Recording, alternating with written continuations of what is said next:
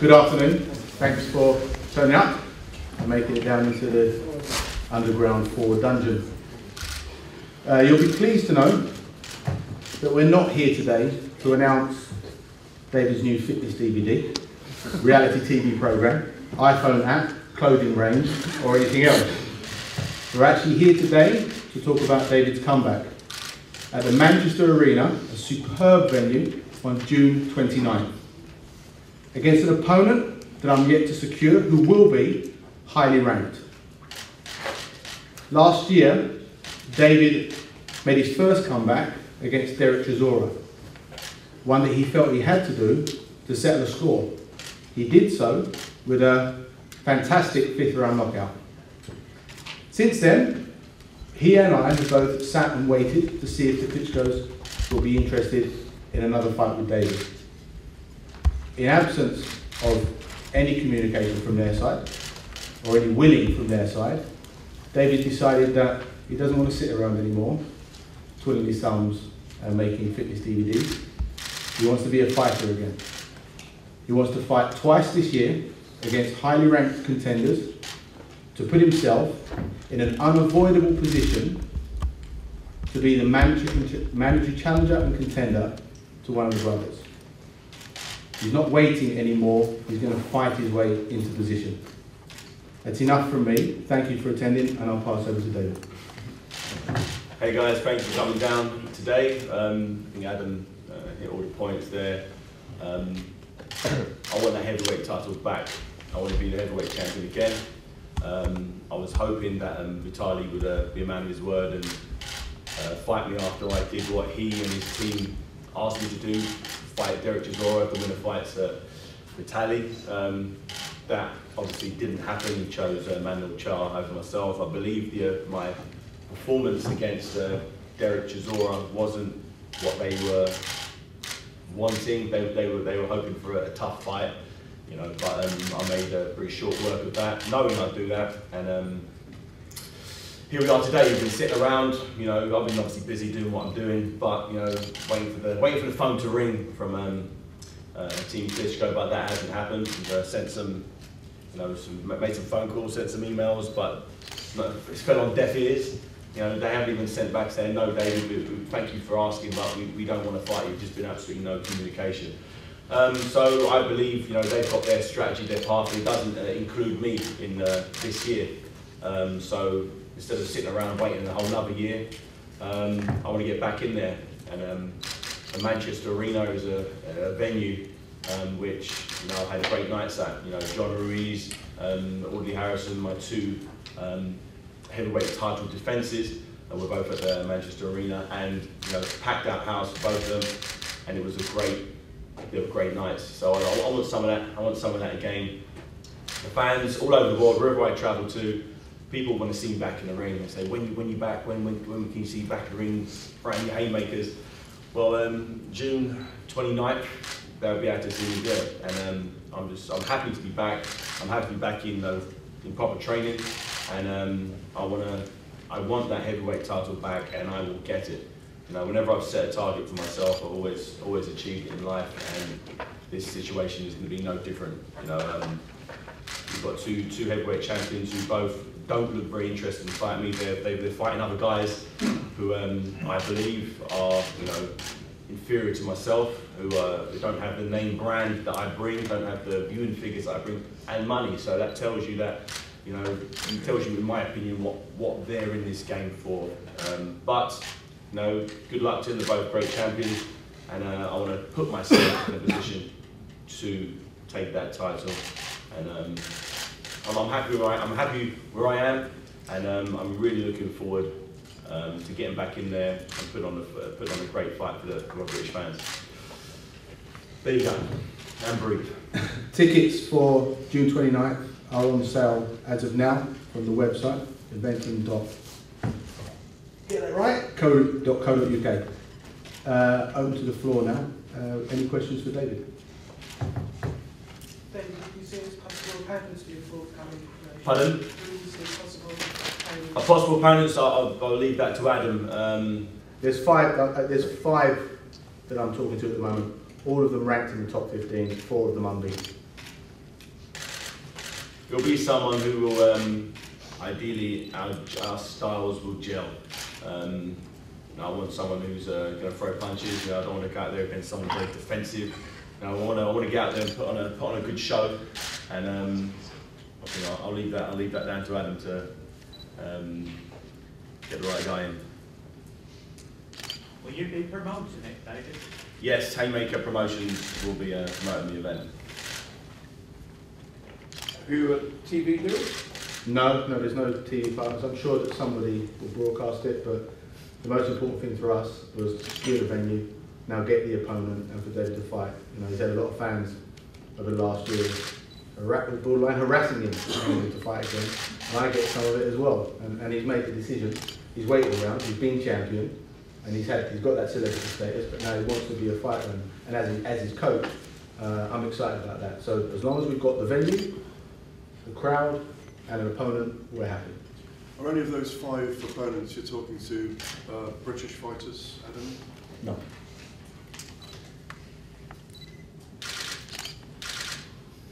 Great members of the arena, as you mentioned, David. Pardon? You've got great members of the Yes. News Arena. What excites you about coming back there the most? Just having giving the fans an answer every day, maybe 100 to 200 times a day. People are just walking up in the street. When are you fighting again? What day are you fighting? When can I come and see you fight again? Strangely, a lot of them are people who have actually seen me fight live. I've kind of reached out to a different sort of demographic now after doing a TV show that I did last year. A lot more kids are asking me when you're fighting. They've seen me on YouTube, but they haven't seen me, in a big fight with all the hype surrounding it. So that's a nice opportunity for me to, do what I do best and knock someone out for the millions of fans around the world. David, the fight against Chisora seemed like a one-off. Does it feel like a proper combat now? Yeah, the Chisora was exactly that. It was a carrot dangled by Vitaly Klitschko to say, okay, you beat Chisora, and we fight the winner. If you listen back to the footage, we have Bunter, his handler, or the puppet master of the team, saying exactly what to do. So we already have a puppet master. Yeah, so he said, David fight Chisora and we fight the winner. Okay, I knew it would be a good fight. The British public wanted to see it. It was an interesting fight. Derek was a very tough guy. He had the type of style that could give many people problems. He even gave Vitaly Klitschko a very tough fight, a hard night's work. So people knowing how good Vitaly Klitschko is, when it came down to him fighting me, people wanted that measuring stick. They would say, okay, he went 12 rounds Vitaly in a tough fight. Let's see how you deal with it. A lot of people actually tipped Derek to beat me before that. They thought I was soft, or I've been out of the ring for a year, or whatever their excuses, whatever their reasons were. But when it came to it, that was the whole idea of the fight. I didn't take the Derek Chisora fight just to win it, to get this, to get a shot. Winning on points was never an option. And I said that to everyone that had listened, that the fight wouldn't go past 6 rounds. I knew, if I was on form, which I was, I was injury-free, I was training had gone smooth, sparring had gone very well. So we knew, all the pieces of the puzzle were in set, and it was all about going out there and getting the job done in half the time, less than half the time that Vitaly could do it. And I was very happy with the performance. The crowd there was happy, although it was raining pretty hard and a lot of people got wet, and a lot of people wet in the right way. Also, prior to the Derek fight, we agreed. We rumbled delay the action. We accepted and agreed for David to fight Vitaly in September, knowing full well that David could beat Derek and fight again 2 months later. The day after, I think it was, David beat Derek, they decided to announce Manuel Charles as Vitaly's opponent, saying that they didn't have enough time to promote a fight with David if he was going to fight in July. But ironically, they then did their press conference after David knocked out Derek. So, they say that we didn't want the fight. They say that we turned the fight down. That's not true. The truth is we accepted it, but because David fought Derek and knocked Derek out, they decided to go with Manuel Charles. David, did you find life boring in not boxing? No, life's pretty exciting, to be honest. Not at all. You know, like, boxing's been a major part of my life since I was 10 years of age. You know, going to the gym every day. You know, putting your body through it. You know, I'm still training, but you know, it's not to the intensity that I do when in training camp. But you know, it's people, the general public, and people I've never met in my life feel so strongly about wanting me to come back. You know, they keep saying, "Oh, but you've got so much left to give," and they're right. You know, I've got no miles on the clock. There are fighters out there, heavyweights out there. You can say, "Oh, this heavyweight, he's got a few miles on the clock." I don't believe I'm one of them. You know, I can't. You'd be hard pushed to find any one of my fights where I've taken 20 big punches in any fight I've ever had in the 28 fights I've had. So, you know, I'm healthy. I'm happy. I'm in a place where I believe I'm a couple of fights away from putting myself in that unavoidable mandatory position to one of the Klitschko brothers. Whether once I am in that mandatory position, whether they fight me or not, then remains to be seen. But it will then put the spotlight on why they're not fighting me. Instead of they can say through their press releases or through Bunter saying, "Oh, we're doing this, we're ducking that, contract term this." They keep trying to spin the public perception of the fact that I'm somehow ducking them, even though that's all I've been trying to do since I won my cruiserweight unification fight against Azamekane. All I've done is bark on about how I wanted to win the heavyweight title and unify the championship. So I'm here. I think the people who know anything about boxing know I'm in it for the right reason, and I don't have to box. That's the difference between myself and a lot of the other heavyweights out there. A lot of other heavyweights have to fight to pay the mortgage, to pay the bills. I'm a fortunate case where I'm in it because I genuinely want to do it.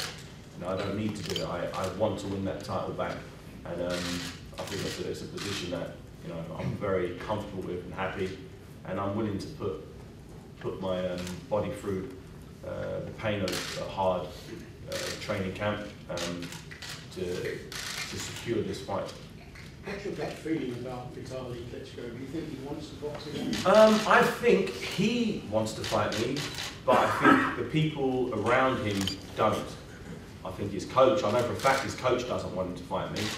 I know there's been a lot of money invested in him to be the next, you know, mayor of Kiev, and if he has a fight against myself, and let's just say he was to be knocked out or he was to be beaten in any way, shape or form, that would harm his political aspirations. You know, he won't be the big dominating force that he's recognised as, you know, in Ukraine. I don't believe that's. I don't believe it's him. But I think he's allowing his people to manipulate his career. He likes to make out that he's in charge, but I know Bunter, you know, has the final say. And even if you watch the press conference back, when I was directing questions at Vitaly after his fight against Chisora, Vitaly Klitschko didn't say a word. It was all Bunter was answering for him. You know, I always, back in the day, a couple of years ago, I thought Vitaly was the man. I thought he made the decisions. He was running the show. But as time's gone on, you know, I've kind of realised that, you know, he's the puppet, and his team are the ones who are pulling the strings. And I'm hoping that maybe he puts his foot down one day and says, "No, you know, I'm the fighter, I'm the man. I've generated you guys all this money. Let me have a fight for myself, for my legacy." And there's nobody else out in the heavyweight division other than fighting his brother, which he's clearly said he's not going to do. I don't believe there's anybody else out there in the world that could give him that legacy fight that I know he desperately craves, because he hasn't had that. The biggest fight he's had is against Lennox Lewis, and he lost. So if he wants to go out there and become the mayor or the president or whatever it is in his political career, you know, I believe, looking from his side, a victory over me would be the best way to go. But unfortunately for him, I punch back, and I punch pretty hard, and I don't get hit that much, and I'm young, and it doesn't really match up to his qualities at the moment. If you're going to fight twice this year, do you think you're a better fighter when you're in the ring more regularly? I'm not a worse fighter, that's for sure. You know, I've never been a big believer in the whole ring rust reason when other people box poorly, say, "Well, I haven't boxed for too long." I understand it, it makes sense, you know, you need to get in there and go through the motions. But then looking at my career, some of my good performances have been when I've been in the ring regularly. You know, 2 or 3 months. I remember fighting Jean-Marc Mormec for the undisputed cruiserweight title, which was a tough fight. And how long after was the fight Enzo Maccarinelli? How long was that? A couple months? 3 months? 4 was it 4 months? 4 months later, I boxed them to unify the titles. 4 months for a heavyweight is a long time. So I believe if training goes well, I will be a better fighter for it. It won't harm my my chances of performing at my best by fighting twice in a year. It sounds crazy to say that, isn't it? Fighting twice in a year, I think it will benefit me. If you look at my schedule thus far in the last couple of years, it's been fighting once a year. And but I've been sharp. I haven't turned up for any of those fights, you know, out of shape or timing way off, getting hit with loads of shots. You know, I'm a big believer in, you know, speed and timing and reactions. If I'm getting good quality sparring, then I seem to translate that into the fight very well. Adam, did you not look for London or couldn't get one? It's one that we couldn't get one. There's two factors that made us, well, 3 that made us decide in the end. Firstly, we have a really good relationship with the team before. Secondly, David's profile and celebrity status means that he has an equal amount of fans all around the country. And thirdly, the size of the venue. Because Manchester can hold 19,000 and it's as close to the centre of the country as you can get a venue like that, all of the reasons made it perfect sense to go back to Manchester. Good memories of Manchester. Great facilities, great buzz in the arena, and I'm looking forward to getting some of that back. Having another great night down there. Can I just ask if that 2 fights process is both signed with the Manchester Arena for this year, or could you look elsewhere for this? No. We have an arrangement for the Manchester Arena for June 29th. But like I said, we have such a good relationship with them that we didn't consider other venues anyway. We went straight back to them this time, and there's a very good chance that will happen again. They would certainly be the first people that we speak to. Adam Booth, have you any inkling or ideas of fights will be on the undercard? No, not yet. No, the first thing I've got to do is get an opponent for David. Could you just outline when this decision was actually made between the two of you to make this comeback? Were you drunk or sober? It was when he was talking about his second DVD, fitness DVD. Enough, Dave. About a month ago. I didn't believe him. I made him keep saying it for a month before we got it.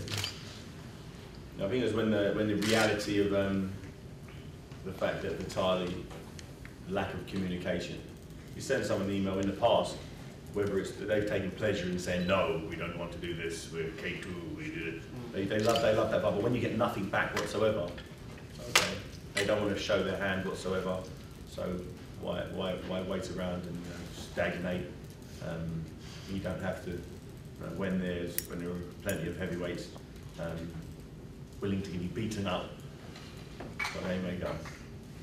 Dave, if Maybe not winning, but in the position to be.